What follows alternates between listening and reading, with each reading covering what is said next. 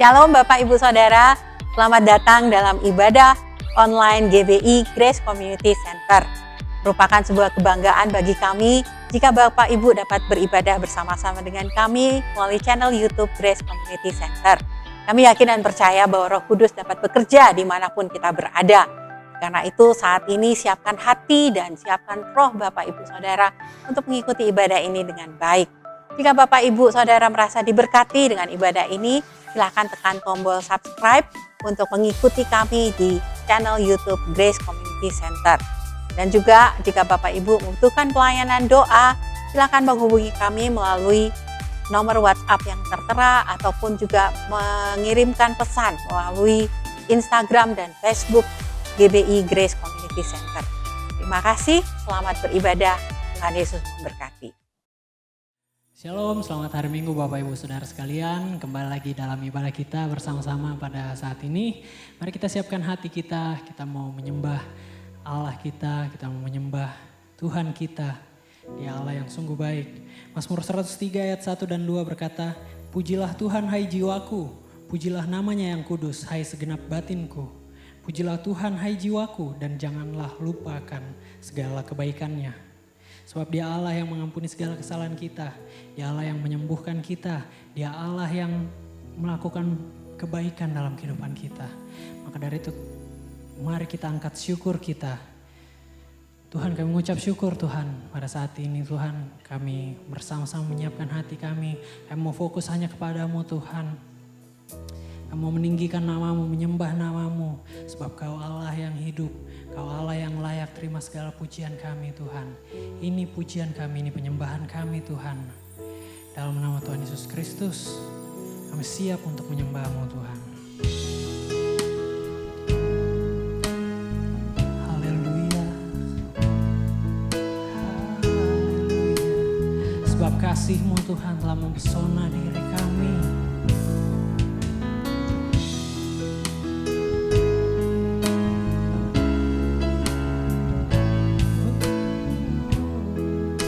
Senap hati kita naikkan pujian ini.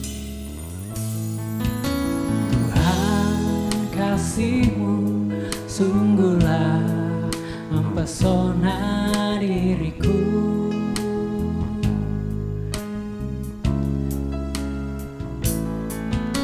Tuhan, kuasa-Mu sungguhlah menggetarkan hatiku.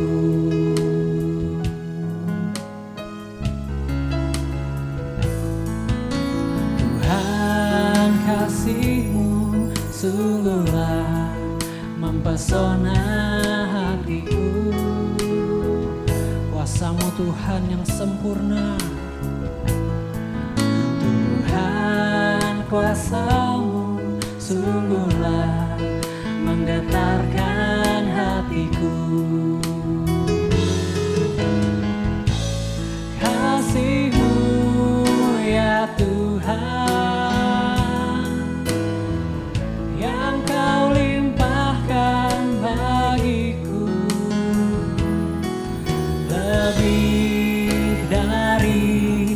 yang ku perlu Kau sediakan bagiku.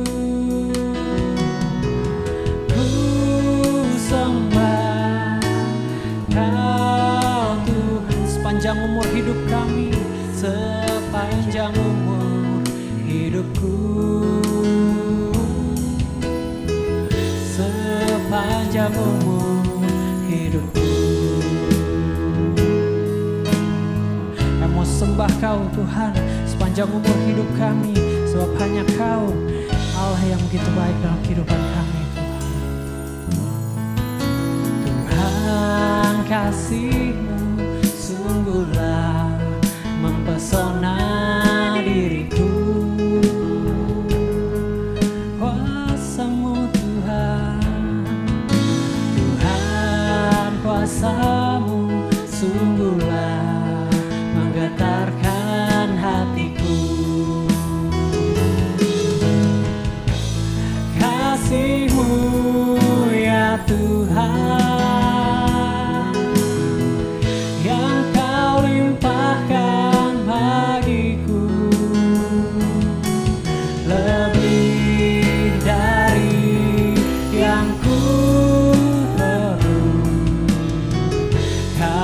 sediakan bagiku. Ku sembah, ku sembah Kau Tuhan sepanjang umur hidupku. Sepanjang umur hidupku, kasih-Mu, kasih-Mu ya Tuhan, yang Kau limpahkan, yang Kau limpahkan bagiku, lebih dari yang ku perlu. Kau sediakan bagiku. Ku sembah Kau Tuhan sepanjang umur hidup kami, sepanjang umur hidupku, sepanjang umur hidupku,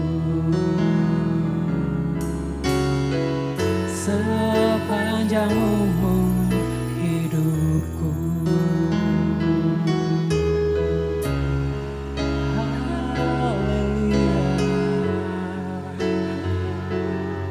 Ku sembah Kau Tuhan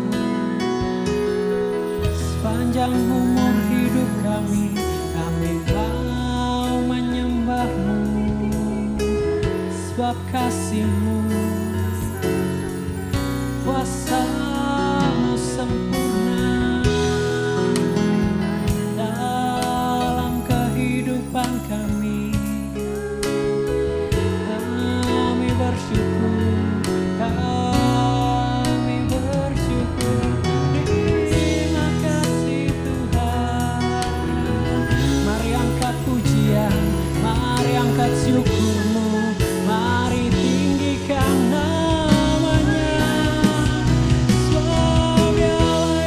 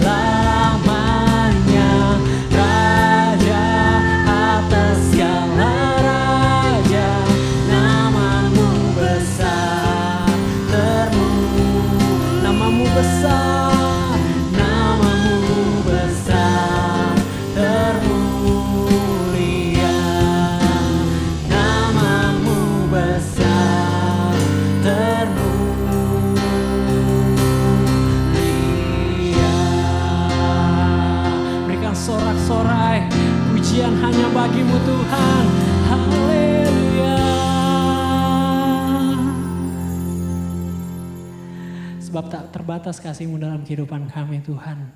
Setiap musim kehidupan kami, Kau Allah yang menyertai kami. Kau Allah yang tak pernah meninggalkan setiap kami Tuhan. Maka dari itu kami mengucap syukur buat kebaikan-Mu Tuhan. Yang mau menyiapkan hati kami sebelum kami masuk ke dalam firman-Mu Bapa.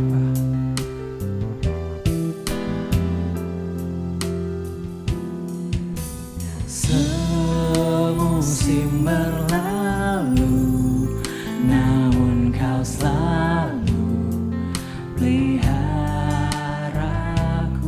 Kasih dan setiamu, kasih dan setiamu tak pernah layu di hidupku.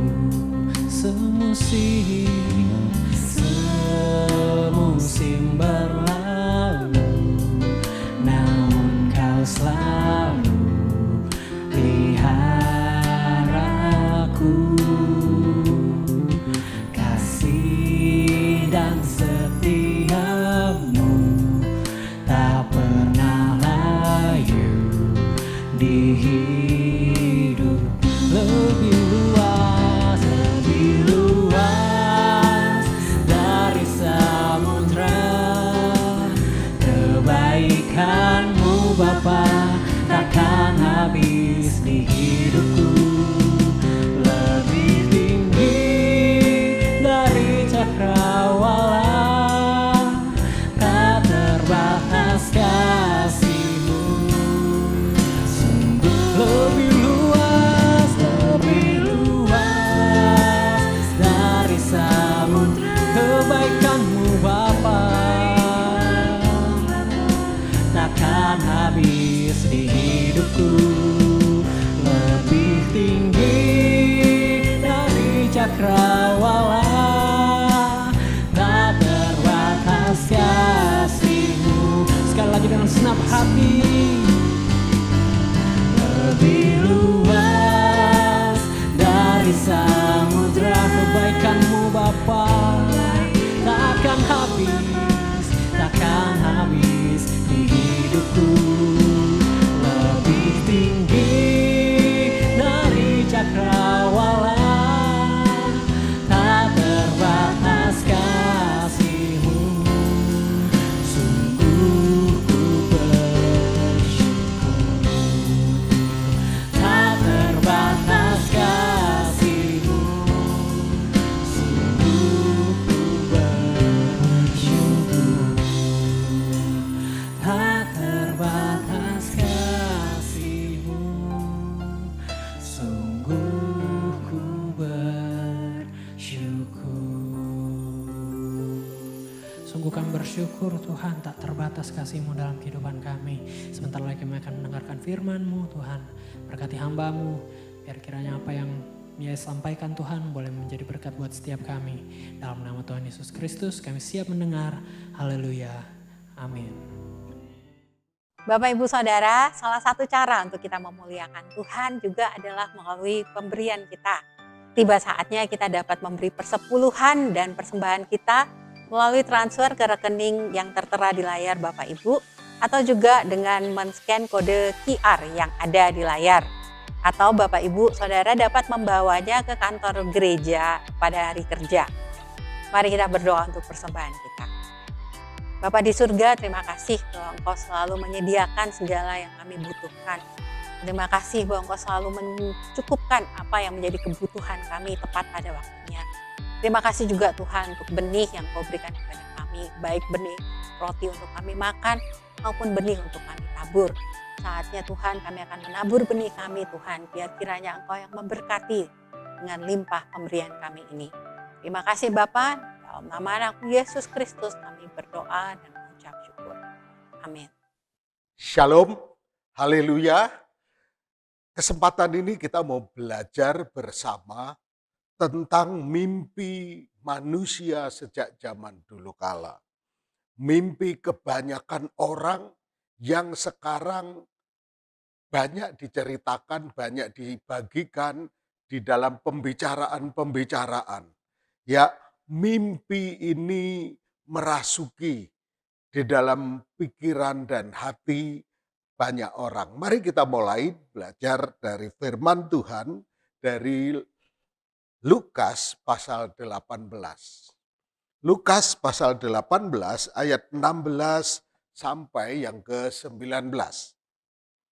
Kemudian ia mengatakan kepada mereka suatu perumpamaan, katanya, ada seorang kaya, tanahnya berlimpah-limpah hasilnya. Ia bertanya dalam hatinya, apakah yang harus aku perbuat? Sebab aku tidak mempunyai tempat di mana aku dapat menyimpan hasil tanahku. Lalu katanya, inilah yang akan aku perbuat. Aku akan merombak lumbung-lumbungku dan aku akan mendirikan yang lebih besar. Dan aku akan menyimpan di dalamnya segala gandum dan barang-barangku. Ayat 19, sesudah itu aku akan berkata kepada jiwaku, jiwaku, ada padamu banyak barang, tertimbun untuk bertahun-tahun lamanya. Beristirahatlah, makanlah, minumlah, dan bersenang-senanglah. Yesus memberi perumpamaan tentang seorang yang sukses. Harta melimpah. Nah, karena hartanya terus bertambah-tambah, maka apa yang dia lakukan? Dia menambah daya tampung. Dia menambah kapasitas untuk menampung, menyimpan semua pencapaian, sebuah kepemilikan yang dia bisa capai. Dia melakukan semuanya itu supaya apa? Supaya ayat 19, yaitu sesudah itu, sesudah apa? Sesudah benar-benar berlimpah-limpah, semua lumbung, semua penampungan ditambah, diperluas, diperbesar. Setelah benar-benar banyak, sesudah itu aku akan berkata kepada jiwaku, jiwaku, ada padamu banyak barang. Tertimbun untuk bertahun-tahun lamanya. Terus kemudian apa ini? Coba perhatikan. Beristirahatlah, makanlah, minumlah, dan bersenang-senanglah. Inilah yang kemudian diistilahkan zaman sekarang yang dikatakan oleh banyak orang yaitu pensiun dini. Pensiun tidak lagi perlu kerja, tidak lagi perlu dikejar target, dikejar laporan, dikejar tanggung jawab dengan orang lain, dikejar berbagai macam tuntutan. Beristirahatlah. Nah, karena apa? Karena penyimpanannya sudah besar. Kalau sekarang mungkin investasinya sudah banyak, pasif income-nya juga sudah besar, dan sebagainya. Beristirahatlah. Nah, Bapak Ibu Saudara, inilah yang sekarang juga kemudian menjadi impian banyak anak-anak muda. Meniti karir, memulai usaha, memulai apa, dan baru mulai usaha beberapa tahun, sudah cara berpikirnya, aku akan cepat pensiun. Setelah mencapai aset, mencapai kepemilikan, sudah cukup besar. Cukup untuk safety, untuk anak istri, untuk biaya sekolah, biaya kuliah, biaya sampai ini. Istirahat, pensiun dini. Coba, enak nggak Bapak Ibu Saudara? Usia 30, usia 35 tahun, usia 40, sudah pensiun. Nah, pemerintah pensiun resmi ditetapkan misal 65, ini coba bayangin 35 sudah bisa pensiun. Karena pendapatan besar, penyimpanan besar, wow, istirahat. Dan apa kemudian yang dilakukan setelah istirahat? Apa yang dilakukan setelah istirahat? Makanlah, minumlah, dan bersenang-senanglah. Inilah impian zaman ini. Inilah harapan banyak orang.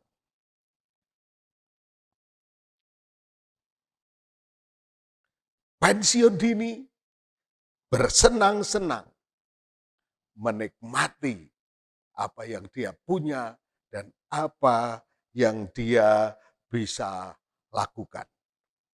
Nah, Bapak Ibu Saudara, ada dua hal di sini yang penting kita perhatikan.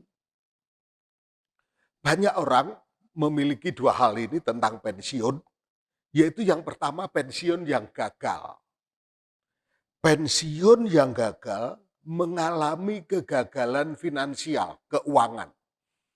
Harusnya sudah pensiun, harusnya sudah meninggalkan tanggung jawab dan pekerjaan yang sudah lama dia geluti, anak-anak sudah besar, anak-anak sudah dewasa, tetapi pada usia yang harusnya sudah berubah fase hidupnya, tetapi mengalami kegagalan finansial.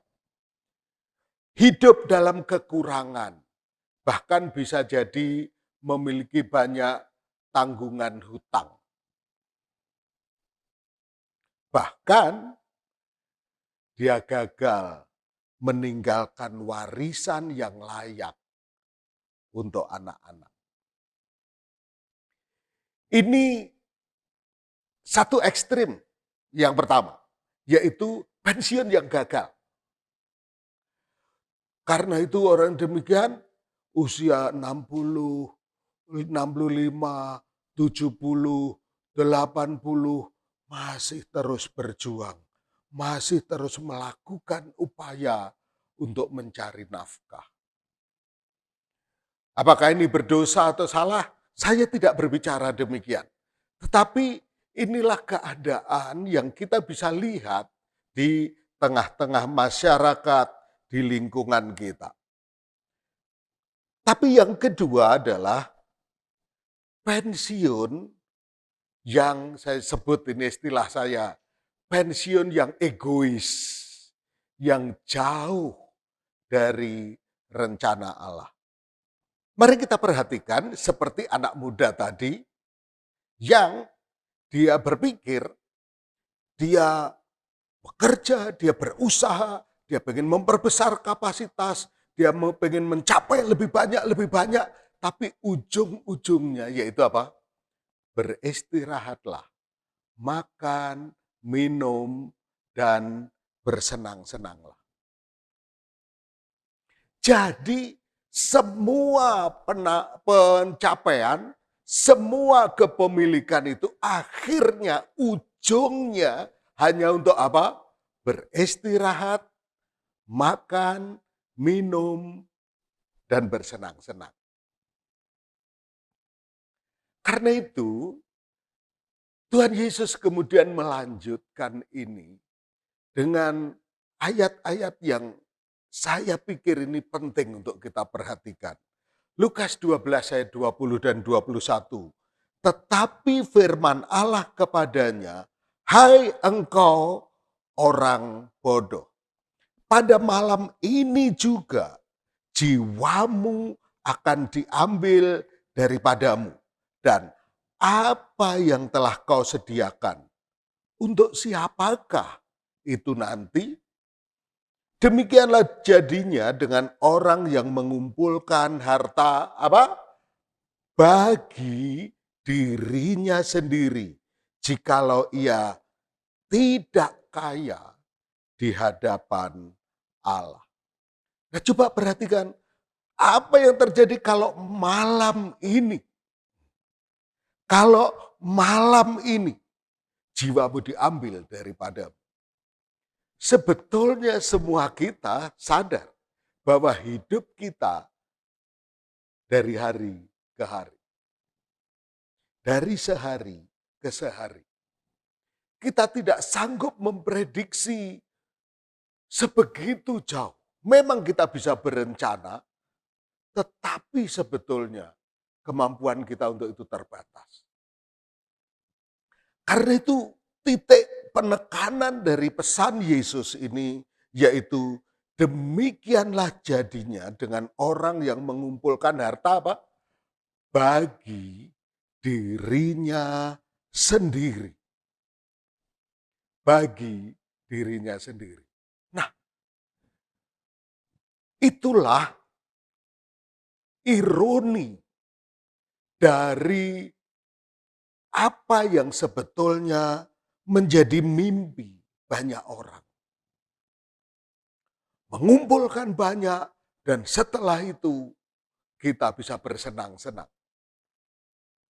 Memiliki banyak, kemudian bisa membayangkan makan ini, makan itu, pergi ke sana, beli ini, belanja itu. Dan kita pikir itulah puncak sukacita.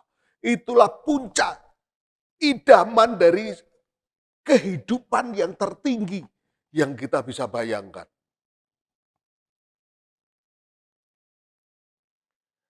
Saya ajak Bapak Ibu Saudara untuk meninggalkan topik ini sebentar dan melihat keadaan sekarang. Akhir-akhir ini banyak orang berjuang untuk tetap hidup pada masa pandemi akibat COVID-19. Mereka yang terpapar, apapun diperjuangkan. Obat apapun yang bisa dibeli, dibeli. Terapi apapun dijalani. Tapi kalau sudah bertahan hidup, sudah lepas dari COVID, perjuangan yang dia kerjakan berhasil, dia tetap hidup, dia sembuh dan kembali melakukan aktivitas, pertanyaannya adalah, apa yang akan dia kerjakan? Dia berjuang begitu kuat, sebetulnya mau apa sih yang akan dikerjakan? Mau apa sih yang diinginkan? Oh, mungkin yang seorang berkata, aku masih muda, aku harus bertahan hidup. Karena aku belum pernah pergi ke mancanegara. Aku pengen ke berbagai mancanegara, mengunjungi tempat-tempat wisata, tempat-tempat populer, tempat-tempat terkenal. Atau mungkin lagi yang lain, oh aku mau lihat anak saya nikah.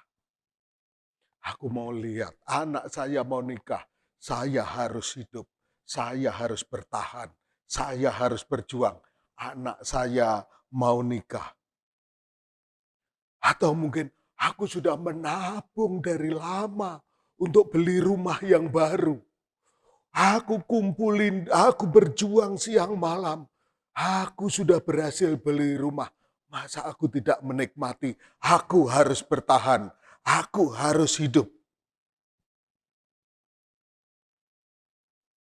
Nah, apakah yang akan kita lakukan? Nah, bagi pemuda dalam perumpamaan Yesus tadi, pengusaha yang kemudian sukses mendapatkan harta yang berlimpah-limpah, dalam benaknya hanya satu. Mengumpulkan harta bagi diri sendiri supaya secepat mungkin bisa beristirahat, makan dan minum, dan bersenang-senang.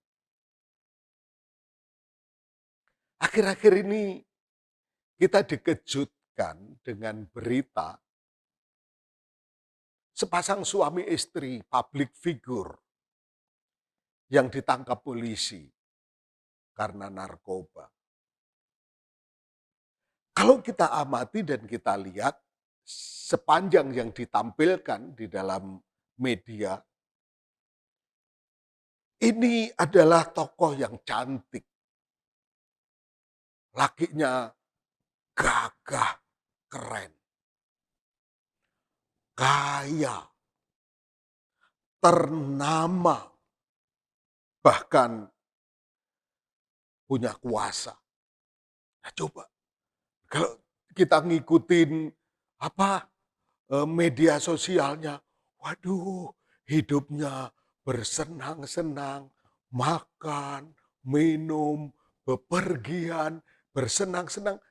Seperti layaknya yang diimpikan oleh cerita Yesus tadi. Beristirahat, makan, minum, dan bersenang-senang. Bahkan mungkin apa yang mereka lakukan itu melampaui batas khayalan yang kita bisa bayangkan, yang pernah kita bayangkan. Hidup sebegitu mudahnya, sebegitu hebatnya, sebegitu mewahnya. Tapi kena narkoba. Ternyata semuanya itu masih membutuhkan yang lain untuk bahagia. Mereka masih membutuhkan yang lain. Mereka masih belum merasa cukup dengan apa yang mereka punya, apa yang mereka kerjakan, apa yang mereka alami. Mereka masih perlu yang lain, yaitu narkoba. Artinya apa Bapak Ibu Saudara?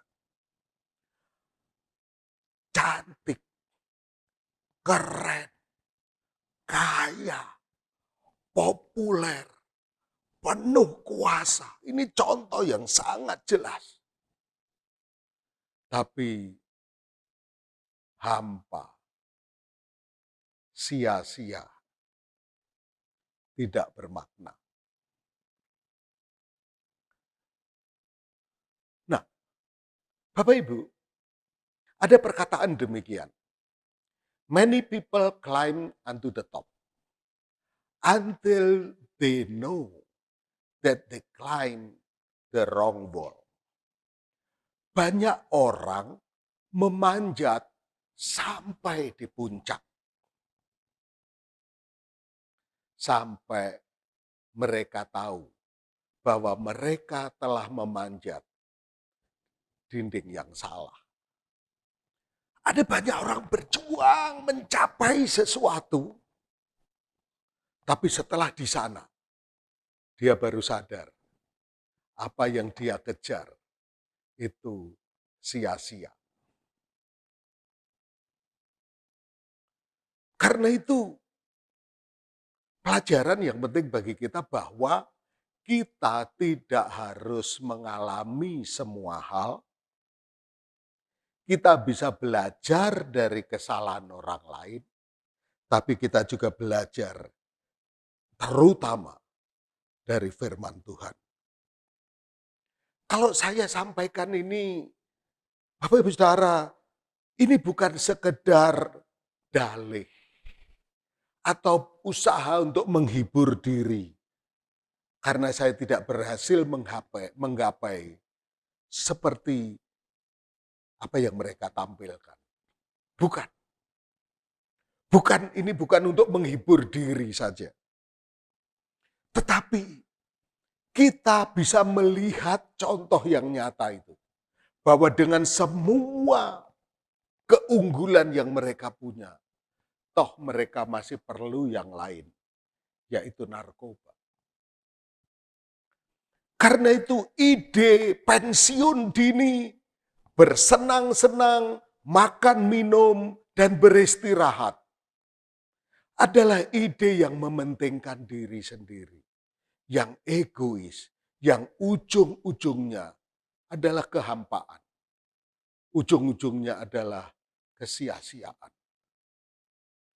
Karena itu kita harus mendapatkan yang benar. Yang benar-benar memberi arti, memberi makna dalam hidup kita. Supaya ketika kita berjuang dan sampai ke atas, kita bisa berkata, haleluya, aku telah mencapainya dan aku bersyukur kepada Tuhan. Karena apa yang aku alami, apa aku capai, itu berarti, itu bermakna.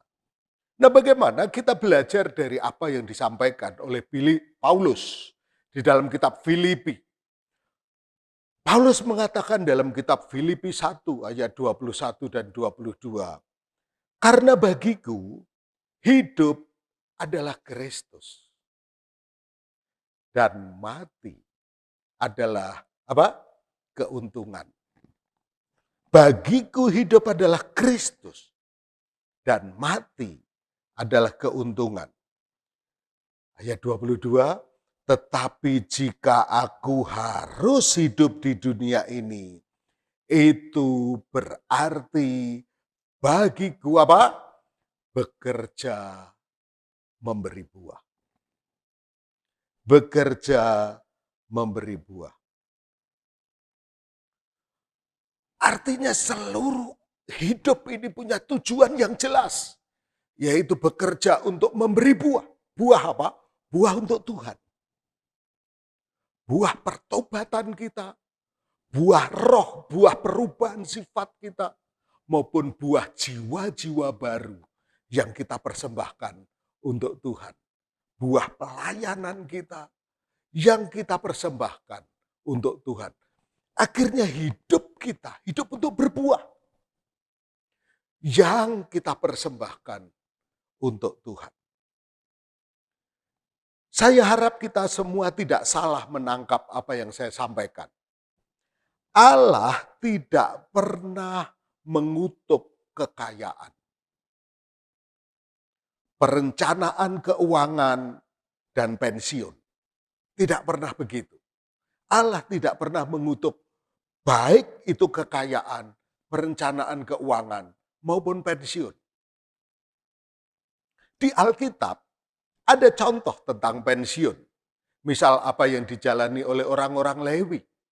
Setelah mereka usia 50 tahun, maka generasi yang baru menggantikan generasi yang lalu untuk mereka berperan di dalam bait Allah.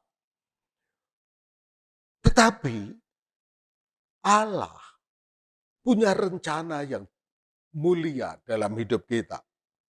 Bahkan Allah menghendaki pengelolaan uang yang sesuai dengan kehendak Tuhan, supaya kita bisa melayani Tuhan dengan maksimal. Supaya hidup kita tidak dibelokkan. Maka Tuhan memberi panduan kepada kita, termasuk di dalam hal keuangan. Matius pasal 6 ayat 19 katakan, janganlah kamu mengumpulkan harta di bumi. Di bumi ngengat dan karat merusakkannya, dan pencuri membongkar serta mencurinya. Tetapi apa? Kumpulkanlah bagimu harta di surga. Di surga ngengat dan karat tidak merusakkannya, dan pencuri tidak membongkar serta mencurinya. Karena di mana hartamu berada, di situ juga hatimu ada.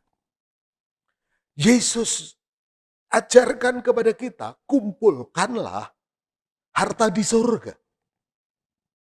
Di sana tidak ada ngengat dan karat atau yang merusaknya. Kumpulkanlah apa? Hartamu di surga. Nah, bagaimana itu? Bagaimana kita mengumpulkan harta kita di surga? Kita bisa memakai sumber daya kita, talenta dan kesempatan kita untuk mendukung amanat agung Tuhan Yesus. Bagaimana kita mengumpulkan harta di surga? Yang pertama, yaitu mari kita dukung segala usaha untuk menggenapi amanat agung Tuhan Yesus. Karena ini adalah perintah besar, perintah mulia dari Tuhan kepada kita. Karena itu mari kita support, mari kita dukung, mari kita kerjakan bersama-sama. Yaitu amanat agung Tuhan Yesus. Pergilah jadikanlah segala bangsa muridku. Baptislah mereka dalam nama Allah Bapa, Putra, dan Roh Kudus. Ketahuilah aku akan menyertai engkau sampai akhir zaman. Mari kita dukung amanat agung Tuhan Yesus Kristus. Nah, yang kedua adalah jangan jemu-jemu melakukan berbagai kebajikan. Karena untuk itu Allah telah memberikan hidup yang berkelimpahan kepada kita, yaitu berkecukupan dalam segala sesuatu, bahkan berkelebihan dalam berbagai kebajikan. Itulah anugerah Tuhan kepada kita, melimpahkan kepada kita anugerahnya. Hidup berkecukupan, bahkan berkelebihan dalam berbagai kebajikan. Dan ini, temukan keseimbangan dalam hidup ini. Mengumpulkan harta di surga, meninggalkan warisan anak cucu, dan gaya hidup yang kita pilih. Kita perlu mendiskusikan dengan pasangan kita, membudayakan dalam keluarga kita, yaitu bagaimana kita menggunakan harta kita. Untuk apa? Untuk harta di surga. Untuk warisan bagi anak cucu. Dan untuk gaya hidup sehari-hari yang memuliakan Tuhan. Nah, apakah harta di surga itu? Wujud harta di surga mungkin masih misteri bagi kita. Kita tidak jelas seperti apa. Tetapi saya mau sampaikan, Allah berjanji bahwa harta di surga itu melampaui semua harta yang mampu kita kumpulkan di bumi ini. Berapapun lumbung yang kita sediakan untuk menyimpannya. Dan harta yang terindah, harta sesungguhnya bagi kita, dialah Yesus, Juru Selamat kita, Tuhan dan Allah kita, yang untuknya kita hidup, kita bergerak, dan kita ada. Bagi Dia kemuliaan melalui seluruh harta yang dipercayakan kepada kita. Karena kita telah mendapat anugerah berkecukupan dalam segala sesuatu, bahkan berkelebihan dalam berbagai kebajikan. Amin. Tuhan memberkati kita semua, mari kita berdoa. Tuhan Yesus, kami bersyukur kepadamu untuk firman-Mu. Tuhan, kami tidak mau egois, hanya mengumpulkan harta bagi diri kami sendiri. Kami tahu ujungnya Tuhan, yaitu kalau kami hanya hidup bagi diri kami sendiri, kami akan mengalami kehampaan, kekosongan, dan kesia-siaan. Tapi kami mau berbuah Tuhan. Bagiku hidup adalah Kristus dan mati adalah keuntungan. Jadi jika aku harus hidup di dunia ini, bagiku bekerja memberi buah. Tuhan, Engkau tolong kami semua. Rumah tangga kami, usaha dan pekerjaan kami. Tuhan tolong, Tuhan memberkati. Tuhan membuka jalan-jalan baru, terobosan-terobosan baru. Tuhan, supaya kami semakin banyak terlibat dalam apa yang sedang Engkau lakukan Tuhan. Untuk amanat agung-Mu Tuhan. Untuk kebajikan-kebajikan yang Engkau ajarkan kepada kami. Dan untuk harta di surga yang tidak ada ngengat atau karat di dalamnya. Berkati seluruh jemaat Tuhan. Keluarga, anak-anak semua sekolah mereka, studi mereka semua. Tuhan memberkati, Tuhan menolong, melindungi, menjagai dari segala sakit penyakit. Engkau sembuhkan mereka yang sakit. Engkau menjagai dan melindungi kami semua. Terpuji nama-Mu Tuhan, dan kami terus juga berdoa untuk pemerintah. Tuhan, tolong teguhkan, kuatkan pemerintah kami. Dan tuntun pemerintah kami memutuskan, mengambil langkah-langkah yang bijak, yang benar, sesuai dengan pimpinan-Mu Tuhan. Sehingga bangsa kami segera terlepas dari pandemi COVID-19. Ekonomi kami tumbuh, pendidikan, kebudayaan, sosial, semuanya bisa bergerak dan berkembang dengan sehat Tuhan. Dan kami bisa memuliakan Engkau Tuhan. Terpuji nama-Mu dan jemaat, mari kita berdiri dan angkat tangan kita untuk menerima berkat Tuhan. Allah setialah baik bagi kita. Hidup kita untuk Tuhan. Segala talenta, waktu dan harta kita untuk kemuliaan Tuhan. Karena itu terimalah berkat dari Allah Bapa, kasih sayang Tuhan Yesus Kristus, dan kuat kuasa Roh Kudus menyertai kita mulai saat ini sampai selama-lamanya. Haleluya. Amin. Tetap sehat, tetap kuat, dan terus menjaga sesuai dengan protokol kesehatan yang dianjurkan oleh pemerintah. Oke, Tuhan memberkati kita semuanya. Shalom.